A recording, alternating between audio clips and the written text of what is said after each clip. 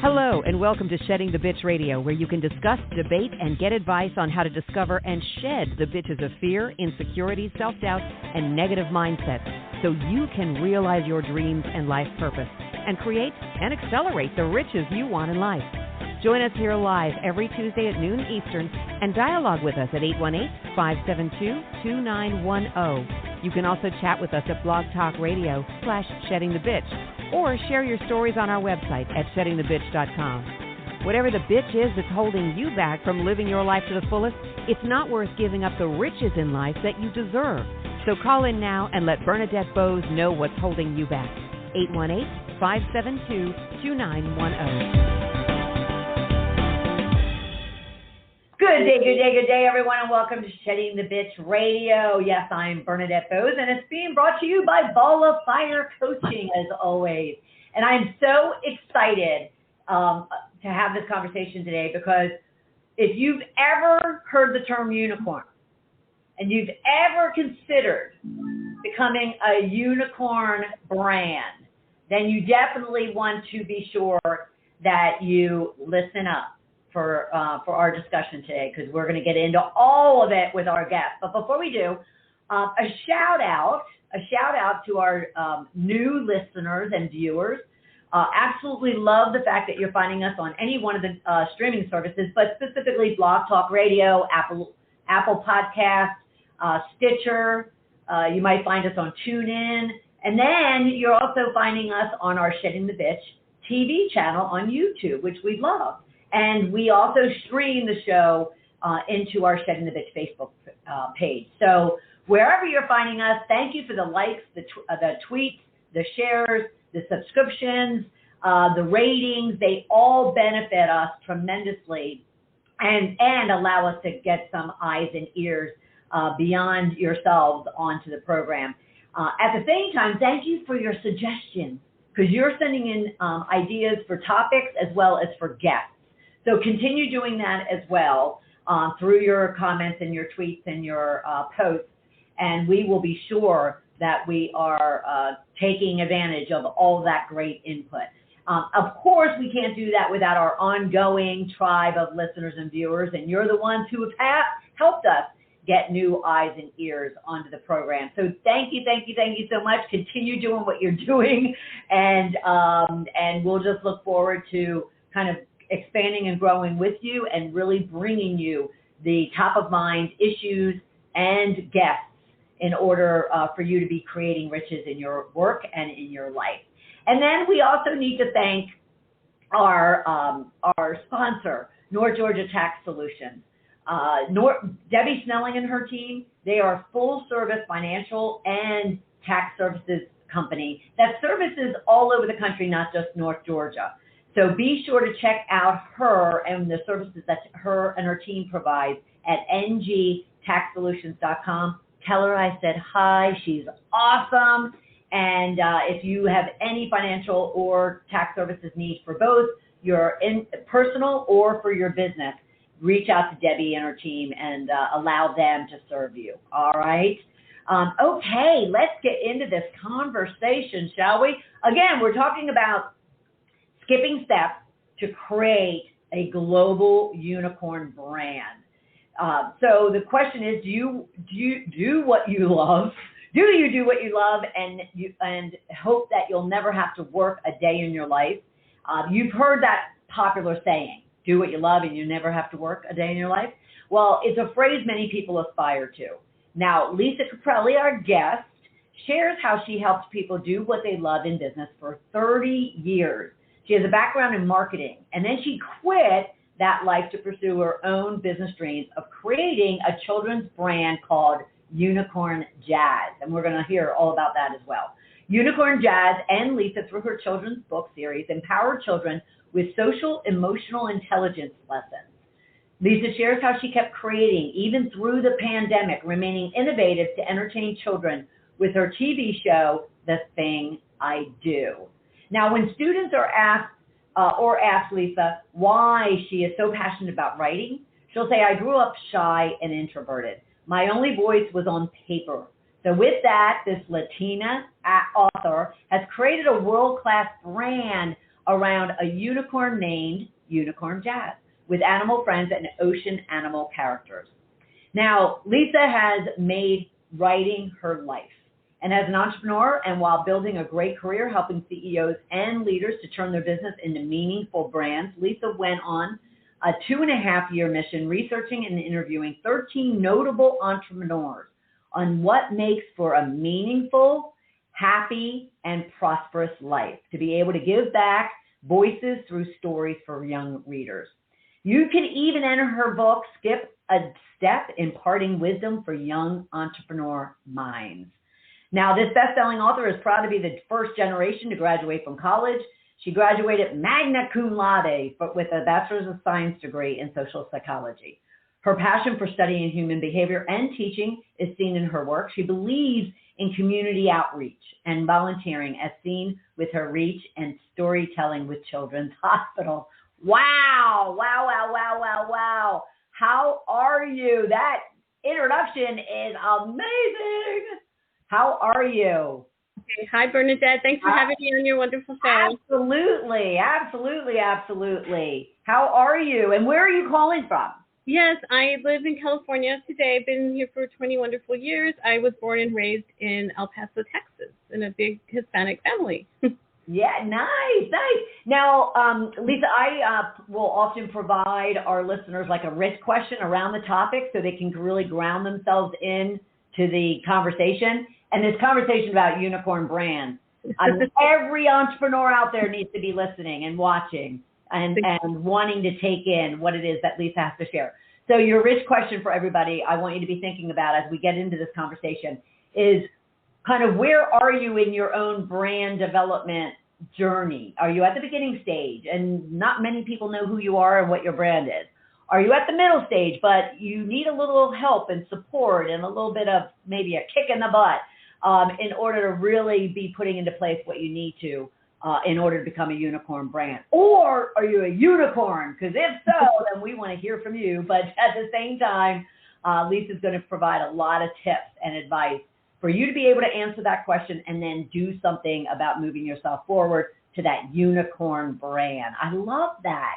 So tell me, tell us your backstory. What kind of brought you into this area of focus beyond the children's books, obviously? Yes, I didn't, first of all, know that this would be what I'm doing today. I'm so grateful. I turned 50 this year.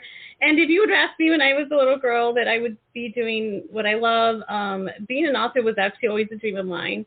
I never thought like you could do it full time or what that would become, you know. I've created 16 books and counting in the past 17 years or so since living here in California.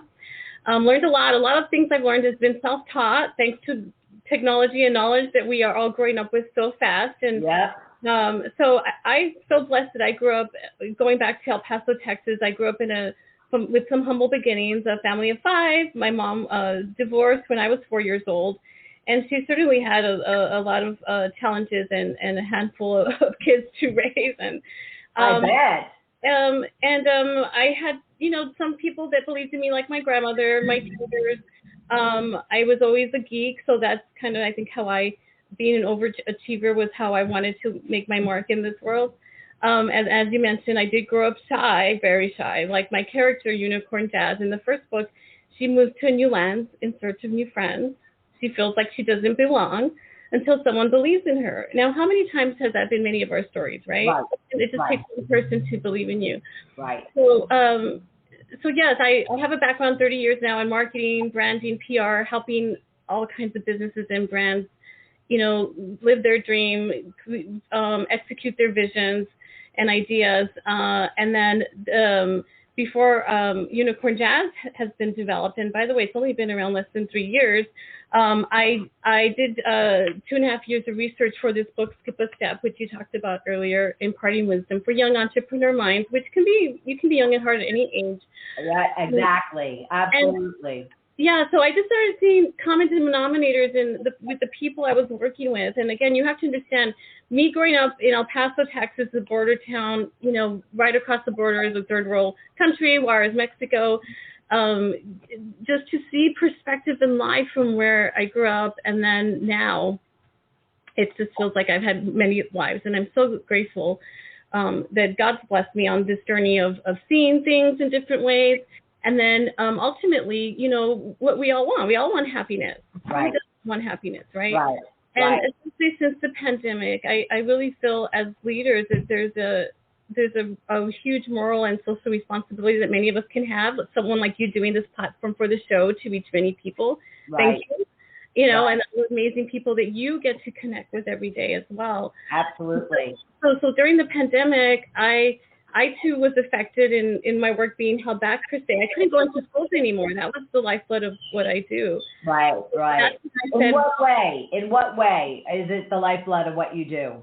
well, I'm so fortunate that I get to go into schools and be the guest speaker. You know, when we were young, guest speaker, live assemblies back to back. Right. Yep. So that was the formula that I was doing right before the pandemic, and I was getting requested from more schools who were seeing the impact I was making with my story of being shy, being the one that, you know, the odds were against me kind of thing. Right.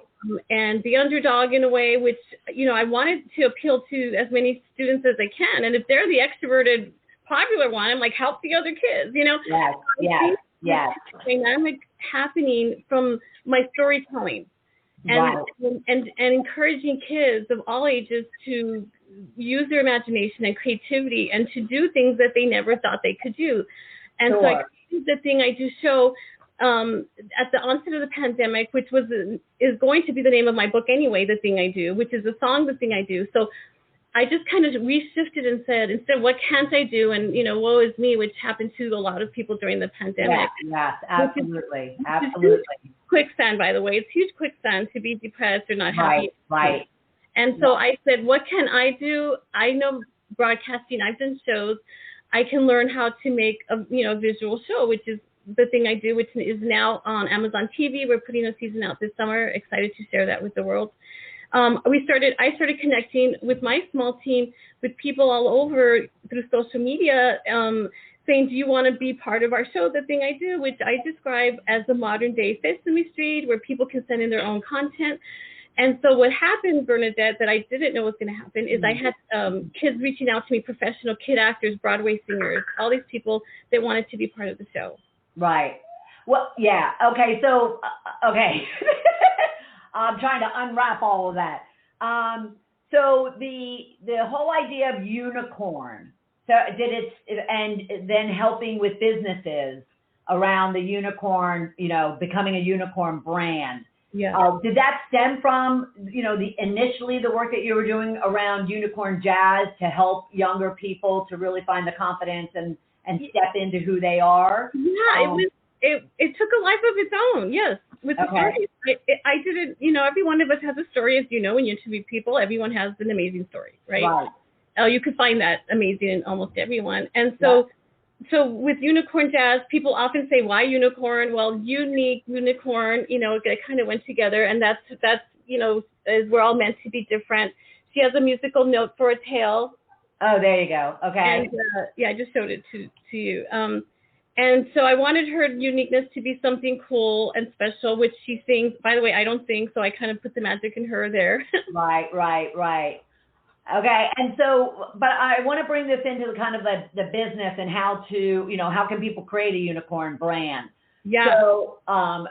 So when it comes to, obviously, yes, you established this brand and it's got great content, and how exciting that is. And someone is sitting, you know, listening or viewing this, and they really feel as if they've got, you know, something, you know, they might not want to go down the path of creating a TV show or even having a podcast.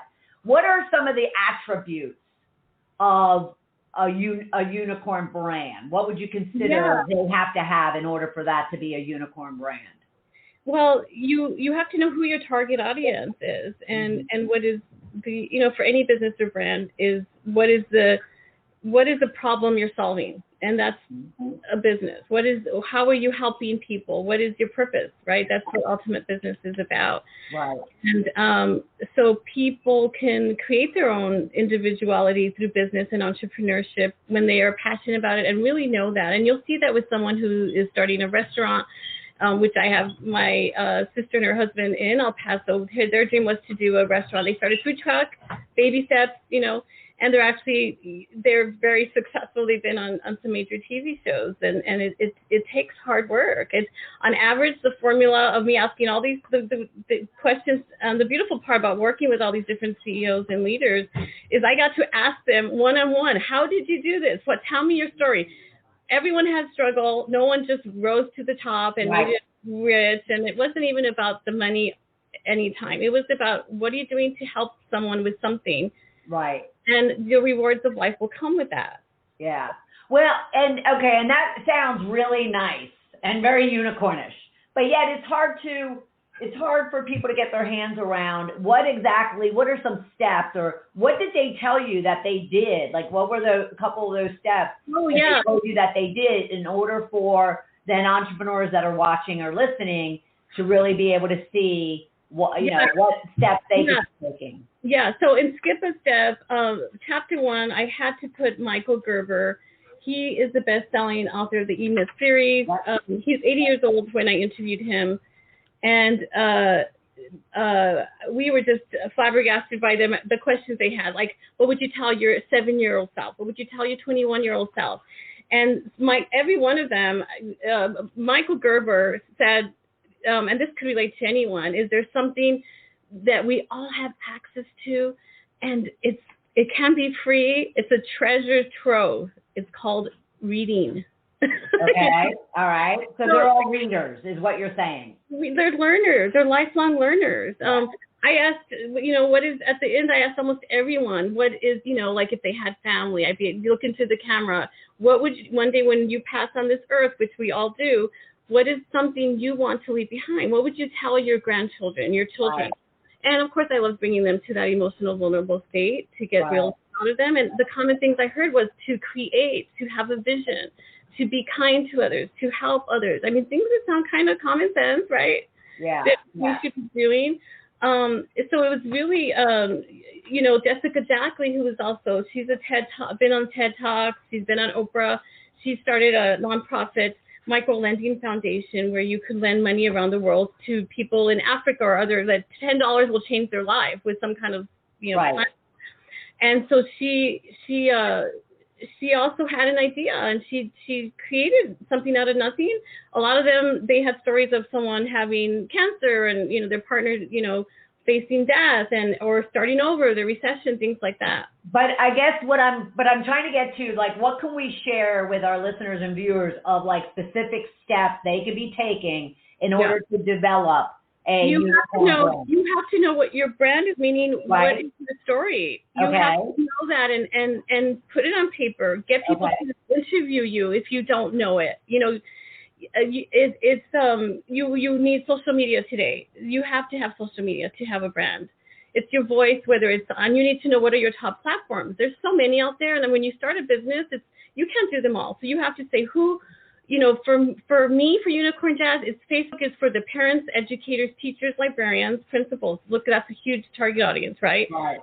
I need them to be the decision makers to buy the books. The children aren't going to go buy the book. Right. But when we go into the schools, or when I provide a platform on YouTube, TV, Instagram,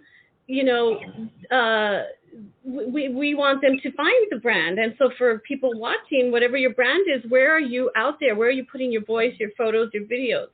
Video is so important. And if you have not got on the video bandwagon, meaning, creating content through a free platform called YouTube. Right. And the mistake I see people making, Bernadette, and I saw this in my marketing career, is a lot of business owners want to take on the role of marketing themselves. Okay, if you've never been a marketer, that's like saying I want to go be a chiropractor, even though I've never learned how to adjust, make adjustments on my back. So letting go of what you can't do or that's not your strong suit, you should not be doing. Yeah. And because of what happens is people then, you wear many hats, as I do. I wear probably 10 business hats, and but I know them well. And I know when you have to know when you need to outsource, when you need help. What is the money you need that's your marketing budget? Right. Okay. And so those are the things that I see mistakes the business owners making is trying to do it all, not having a team, or not marketing properly because they want to save money. Yes. Well, and let's talk about that, because a lot of people, when they think about entrepreneurs, when they think about building their brand, and actually I was having a conversation this morning with someone, because my brand, Shedding the Bitch, it's about to turn 12. Wow. And, and right now it's getting some attention in all kinds of various different places. And, someone commented to me, well, everything that you've done for the last 12 years, there's no such thing, like you said, as overnight success. And everything that you've put into motion will eventually, kind of start, the universe will start responding in kind. And I said, yes, but it's so funny because nowadays everybody wants something yesterday. Yeah. And yes, social media is great for getting your, your visibility out there and your brand awareness out there, but it still takes certain things in order for that to be, 1 year versus 10 years versus never. Do you build a unicorn brand? So what do you think is unique? Very unique about, like, even what you've done, what your family has, your sister had done with her business, or these people in your book, that is over and above what other people might be doing? It's having a reputation that your name is everything. Your name is your brand. What you say you're going to do and what you do, that's going to come from your whole life that you build. Right. Helping other people be interested in what other people do. That's what the thing I do book and the show's about, is be interested in other people's careers. And when you work somewhere, what are everyone's jobs? What do they do? Do you actually, when I worked with CEOs and leaders, I would actually make the CEO go tour everyone's job for a day. I'm like, your job is to go tour everyone's job and see what they do and do it too. Right, like, sure. Because people, the way I see it, the people rise to, and I saw this, so it's kind of fun for me, because when I would meet top CEOs, whatever, like, I didn't treat them like, oh my God, let me treat you different, you're high above. Yeah, in fact, right. They want to be, they're normal, they're human, they're imperfected, like us, yeah. And we, no one's perfect. Right. But so. Well, I think that's a great conversation. So I don't want to kind of, brush over it. I think, especially in the days of the Kardashians and celebrities, people put other people on pedestals. Yeah. And, and they just think that, oh my God, these people aren't even like real, and they don't deal with anything that I deal with. And, oh my God, let me bow to them and all that kind of, and I don't have idols. And so other than, the man above, but, so how, so what does it take for someone to really just recognize that, if you're fearful of reaching out to a major executive at a major company that you want to work, with, or you're afraid to reach out to this big client or prospective client that you really want because you just are so insecure, you're thinking that they are so much bigger, better, and different than you are. How do people get over that? Yeah, you just got to do it. They're saying if it's meant to be, it's up to me. You have to do things that you are uncomfortable with. I wasn't comfortable public speaking. I wanted someone to do it for me. Can I put a puppet up there and let me right, and that's actually funny. That's one of the reasons I do puppets, because I'm like, not shy. And I've learned now I'm no longer shy. I don't know. During the pandemic, I just was like, if it's meant to be, it's up to me. No one else can be the spokesperson for what I'm building. No, absolutely. Did everybody catch that? No one else can be the spokesperson for you and your business and what it is you're doing. So just get comfortable doing that, right? You have to be comfortable. You have to. I get asked this all the time on shows, and I appreciate is if there's some secret nugget, because there's many. But the number one thing I go back to, Bernadette, is developing relationships. Again, social media, unless there's a give and take, I actually talk to people a lot off the social media. We pick up the phone and we call each other. Right. You can't. Social media alone doesn't do it. You have to bring in the communication, relationship. Yes. Absolutely. It's a two-way street, right? I mean, it's building relationships which require Right. like getting vulnerable and opening ourselves up and letting people get to know us. And yet, you know, people think, oh, it's a computer screen, so I don't really need to do that. And it's like, yeah, you do. You actually need to more. Yeah. And no one tells people this. And you and I grew up where we're older than Google, as I point out to kids when I go to school. Like, you know, we didn't grow up with the internet in our pockets, so you and I are more digital immigrants compared to the Right. natives of the kids growing up with this, including Right. my. And so I'm always reminding when I have interns or when I'm mentoring someone younger, is you got to pick up the phone and call. You got to, you know, use more than, and not be afraid. So I see that being a need for the future with people. I see that you go to a restaurant, everyone's texting, they're not looking at each other anymore. Yeah, they're not communicating. Well, and I think the other, you know, dilemma is the fact that, you know, there's been this generation, and I'm not a parent, but there's been this generation of, you know, everybody wins. Everybody gets a trophy. Everybody, Right. you know, there's no win and losing. And I'm like, you know, I have 11 brothers and sisters. And my parents, you know, they're both passed, but my dad grew up in the Depression. You know, you better have either you've won or lost. Yeah. You better be okay with either getting on the field and you're going to win or you're going to lose. It's going to be, you know, all about what effort you put in. And you have to be okay with either winning or losing. But there's no, you know, this whole thing of like everybody wins. It's like, Yeah. and I think that's creating a, you know, kind of a dilemma for young people who are now facing out of high school, out of college. They are facing the fact that, yeah, that life can suck at times. Oh, yeah. You know?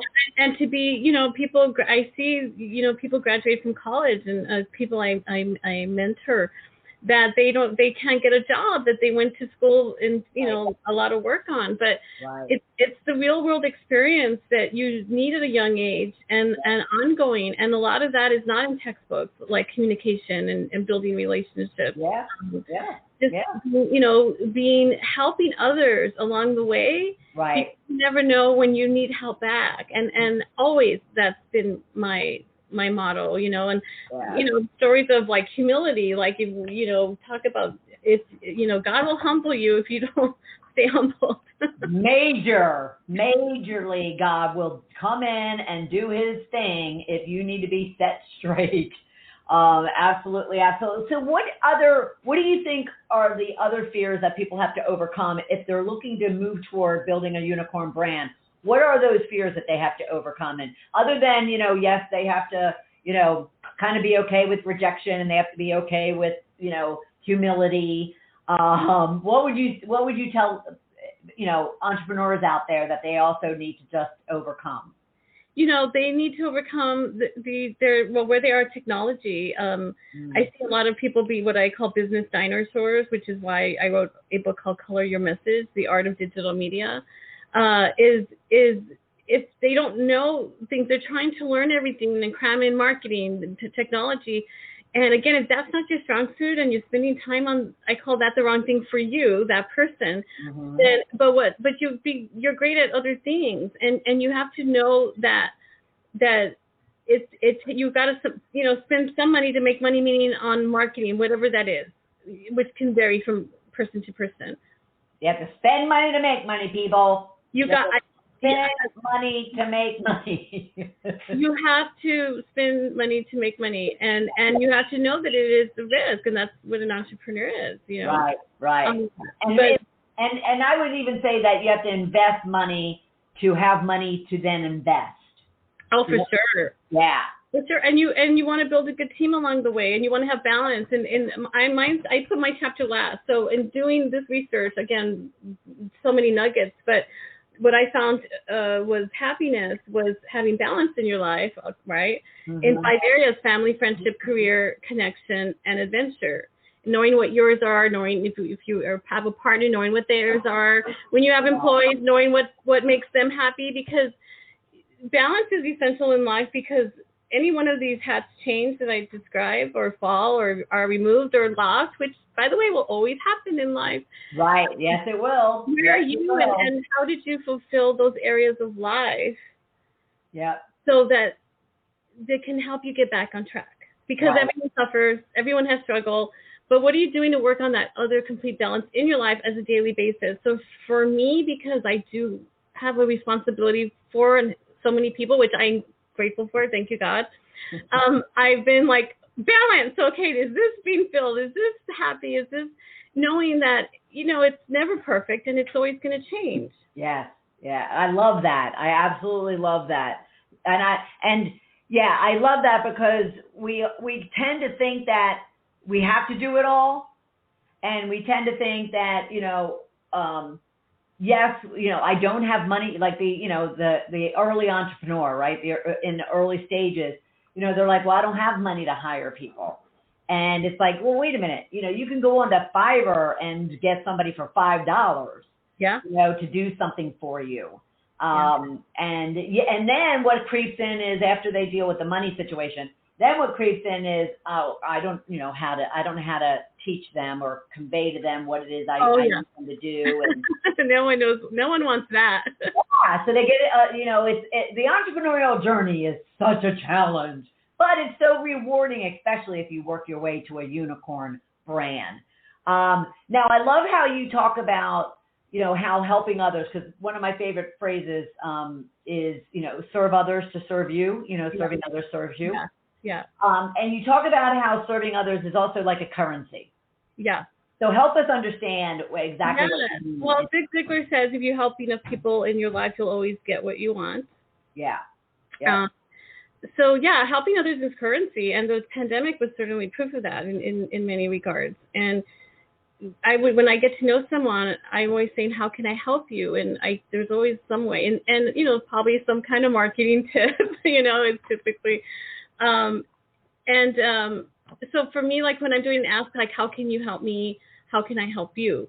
And pick me up on it, and I tell people, like, if you ever need something, if you ever need help on promoting a post, things that are within my background, right, I'm happy to do, of course. Yeah. And so then you're building that goodwill currency, right? That's still a currency of getting some actionable steps. And so I've done that with a lot of different friends and different, whether it's school librarians, whether it's mom bloggers, who I take the time to I do a gives for them, and then they give, like you give and you get back. Sometimes you get back tenfold, Right. It may not be exactly tit for tat, but right. You think, because it's a good thing to do. Not everyone reciprocates, and you learn. Okay, well then you go back, you go forward on the reciprocation tree, and you find other people that are like that they're not measuring, like, what am I going to get out of this? Right. Well, and I love the fact that you're bringing that up, because there's two things that I also find, and I'm curious if you do as well, that entrepreneurs struggle with. Is one, they feel, because I love this whole thing about helping others is currency, but yet they help people so much because of the fact that then they get stuck in wanting it to be currency. So, so they get people to, and they provide them coaching calls, consulting calls, marketing calls, whatever the case might be, give without ever asking, if there's an opportunity to work together. Is this something that I can help you with? And therefore it'll cost this much. So what do you tell those people that, have that fear that they're giving so much, right, that they're never able to get past that fear of, rejection, or fear of, disappointing, whatever the case might be? Well, you have to know who you're giving to, and that be in alignment with your hats and your goals and what brings you happiness and joy. But it's also important to have some kind of action step, that person, has some kind of system for doing a give. If you're a blogger and people go to a site that, download this page to get this. Well, that's an action step that they created. So, so you need to say, I have this thing or this goal that in mind for 2 months from now, or would you consider working together if this and that? So there needs to be some kind of action step. And for me, being subtle about it, like nobody wants you to be, sell them all the time. Like once people know you, we know what you do, Right.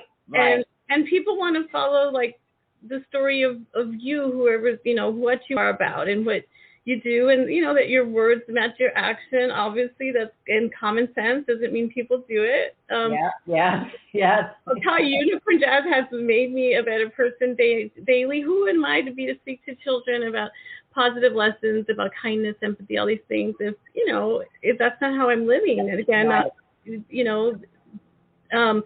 so for me, that's been rewarding. Is to that people really get to know who you are. And that's the beauty of social media, is that you can kind of communicate with a lot of people at the same time. Yeah. It's really brilliant. Right. I often tell people, like, if I could have spent $5 on a test ad in the early 2000s versus like $350 on a 60-second radio spot, and that's just, we had to spend a lot. Right. It's so much easier today, very competitive too, but it's easier to start and create and operate your business. Yeah. There's a lot of things you have to know, but if that's the world you want to enter, it becomes a lifelong journey. Yeah, absolutely. But so many entrepreneurs are so anxious to get to the end goal. It's even like when I, in people's businesses, and I wonder if it is for you, the minute that you hire them, are they asking you to kind of be like, okay, so how do I make money doing what I'm doing? As opposed to like, what do I need to put in place to have a successful business? Is that what you find?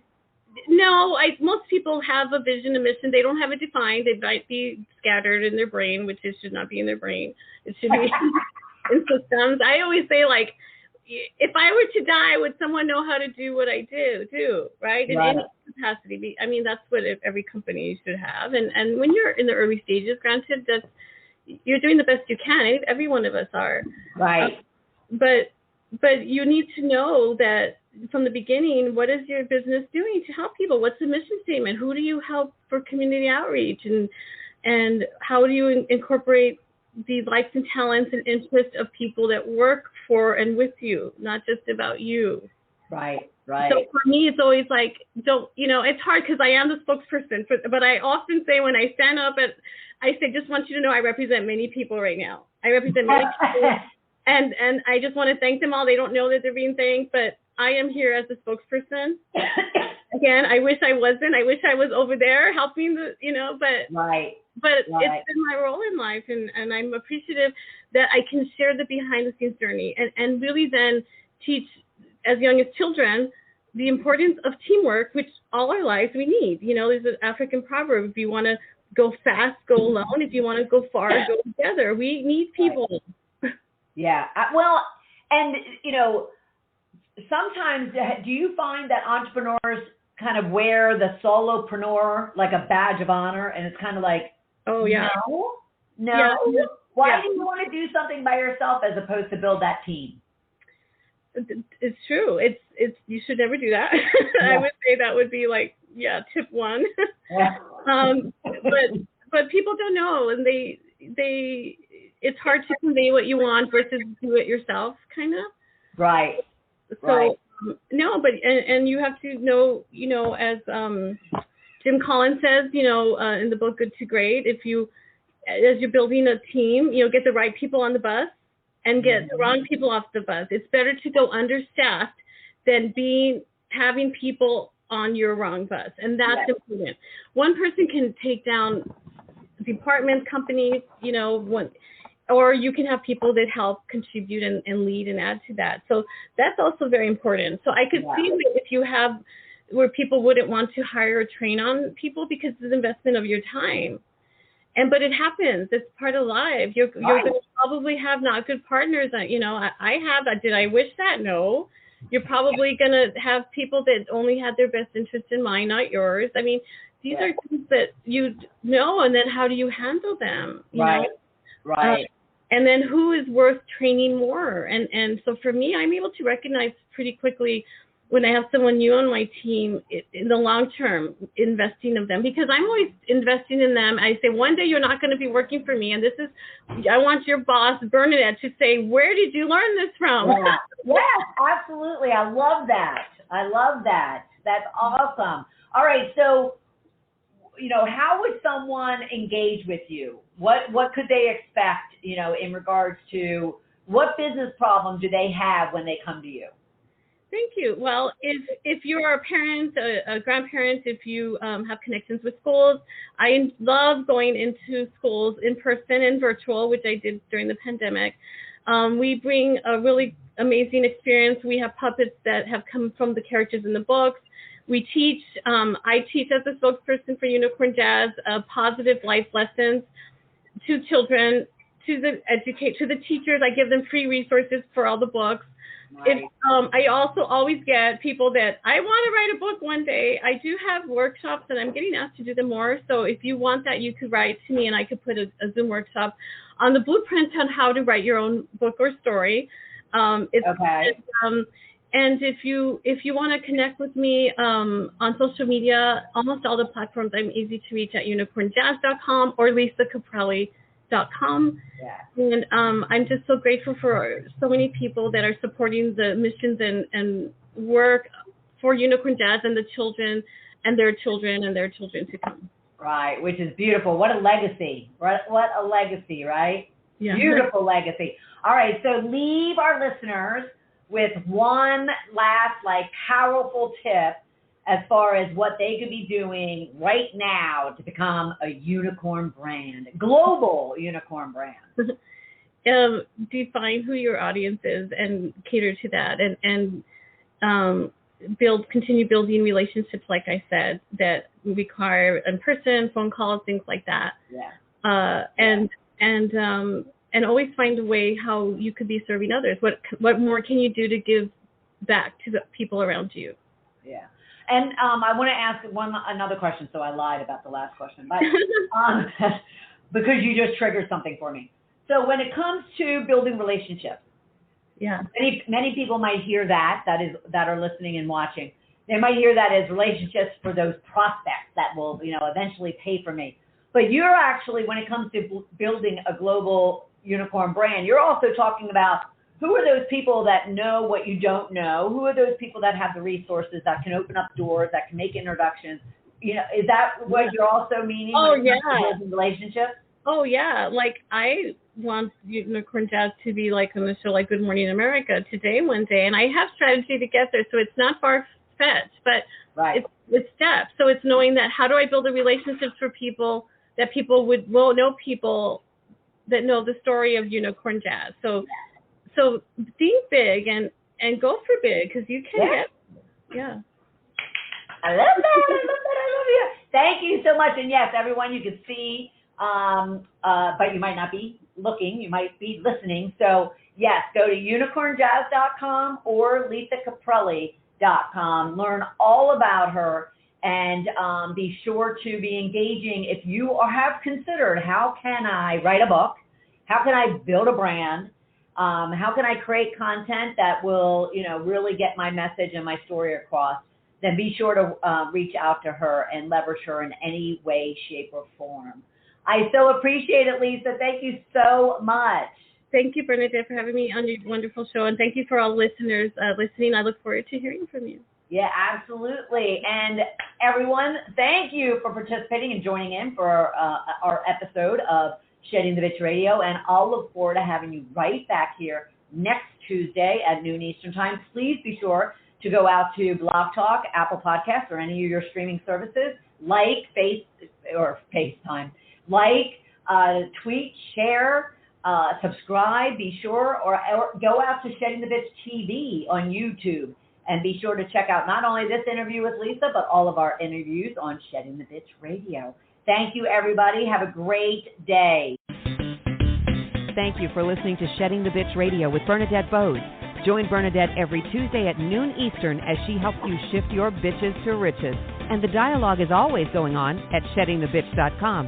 See you next week.